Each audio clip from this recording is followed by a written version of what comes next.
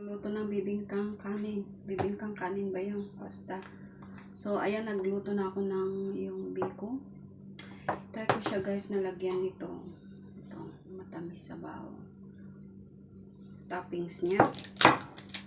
Bumili lang ako sa grocery store. Ayun, oh my god. Lalagyan ko siya. Ayan.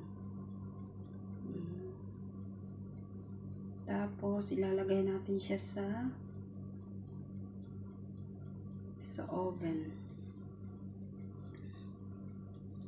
Try lang natin kung masarap ba. Ayan. So, yung malagkit ko guys, hindi siya gaanong matamis kasi lalagyan ko siya nito matamis sa baong na sinasabi nila. Tapos ilalagay natin siya sa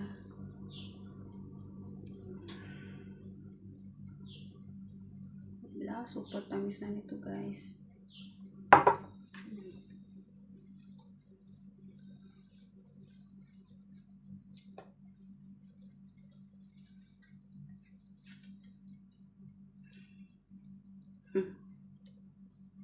Ito.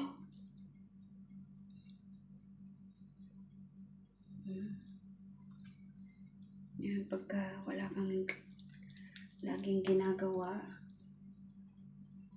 dami-dami mong naiisip na gawin.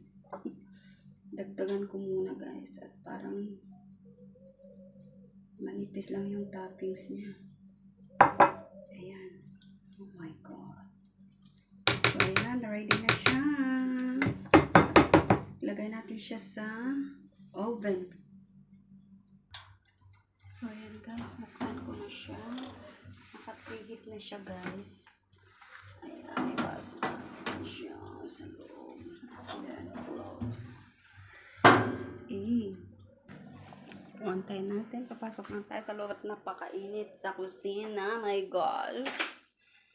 So, by the way, yung buhok ko pala is not filter. Totoo po siya. Totoo po siya na nagpagupit na ako. So, and guys, bubuksan ko na. Try kong tingnan kung okay na ba. Ayan. Wow, okay na siya guys. Okay na. Patayin ko na.